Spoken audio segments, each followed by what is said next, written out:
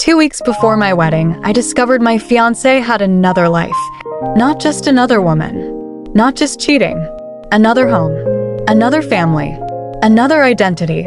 And the worst part? He used the same smile. The same promises. The same wedding date. For both of us. If you think you truly know the person you're building a future with, stay with me. Because I almost married a man who had perfected the art of living two lives. Daniel wasn't loud. He wasn't flashy. He wasn't the type to demand attention. He was steady, predictable, safe. And after a toxic relationship in my early 20s, safe felt like luxury. We met at a mutual friend's housewarming party. He didn't flirt aggressively. He asked thoughtful questions. He listened. Really listened. When I talked about wanting to open my own interior design studio one day, he didn't laugh. He said, "You'd be incredible at that." That was the first time I felt seen. Looking back, I realized something. He studied people. He learned what mattered to you. Then he became exactly that. We dated slowly. 6 months before I met his parents. 8 months before I gave him a key to my apartment. 1 year before we talked about marriage. He said he believed in doing things properly. And I admired that. He traveled sometimes for consulting work. Nothing suspicious. Just normal adult responsibilities. He never hid his main phone. Never acted secretive. Never guarded it like it held explosives. Which is why I never questioned anything. Trust is quiet. And he gave me no reason to doubt. Or so I thought. The proposal was simple. Sunset Beach. No big crowd. Just us. He said, "You're the most stable thing in my life." I thought it was romantic. Now I know it was revealing. Stable. Predictable. Secure. I was the calm part of his double existence. We set the wedding for June. Small ceremony. Close family. Simple elegance. I was happy. Peacefully happy. And that's why what happened next shattered me. It was a Tuesday evening. I remember because I was meal prepping for the week. Daniel had borrowed my car. When I cleaned the passenger seat, I saw it. A phone. Face down. Black case. No cracks. No stickers. Just plain. At first, I smiled. He probably forgot it. But something felt off. He already had a phone. Why would he need another one? It buzzed. Just once. I shouldn't have looked. But I did. The screen lit up. Message preview. "Are you still coming? She thinks you're working late." My heartbeat slowed instead of speeding up. Shocked as that. It makes everything quiet. I told myself there had to be context. There had to be explanation. There had to be logic. But when I unlocked it, and the password was our anniversary, something inside me cracked. At first, I expected flirting. Maybe emotional cheating. Maybe something recent. What I found was structure. Organization. A fully scheduled existence. Different contact names. Different group chats. Different bank notifications. And then the pictures. A woman smiling next to him at what looked like a birthday party. A cake. Decorations. A little girl holding his hand. And then I saw it. Lily. My fingers trembled as I opened the chat. 3 years of conversations. The same timeline as ours. The same "I love you." The same "I can't wait to marry you."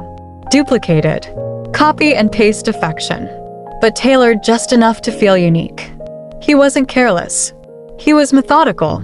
He had built 2 parallel worlds. And somehow, they never collided. Until now. The next day, I called in sick. Not because I was weak, but because I needed truth. I followed him. He drove confidently. No hesitation. No nervous glances. Like this was routine. Across town. Different neighborhood. Quieter. More suburban. He parked in front of an apartment complex. Used a key. Knocked lightly before opening the door. Why knock if you have a key? Because someone was inside. Waiting. The door opened. A woman. Long hair. Comfortable clothes. Familiar smile. She kissed him like she'd done it 1,000 times. And then, a little girl ran out. "Daddy." The word echoed in my chest. Daddy. Not uncle. Not family friend. Daddy. He picked her up effortlessly. Like muscle memory. Like practice. Like love. And in that moment, I didn't feel anger. I felt erased. I didn't storm inside. I didn't scream. I sat in my car for 40 minutes, watching through partially closed curtains. He helped with homework. He laughed. He looked relaxed. That version of him looked real. Not guilty. Not stressed. Real. And that's what scared me most. He wasn't pretending in either life. He had split himself, and somehow believed he could maintain both forever. I drove home in complete silence. No music. No tears. Just numb. That night, when he walked into our apartment, he smiled the same way he always did. Hey, love. I looked at him carefully, trying to see cracks, trying to see guilt, trying to see something different. But he looked the same. That's when I realized. The scariest lies are told calmly. I placed the second phone on the kitchen table. He froze.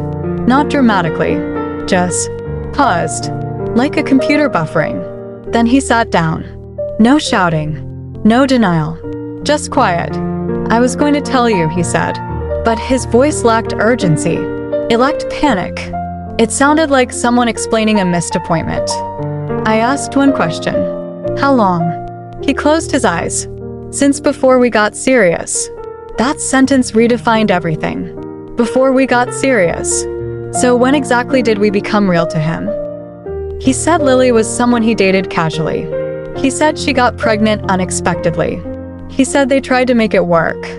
It didn't. He said when he met me, he felt something different. Stability, peace, a future.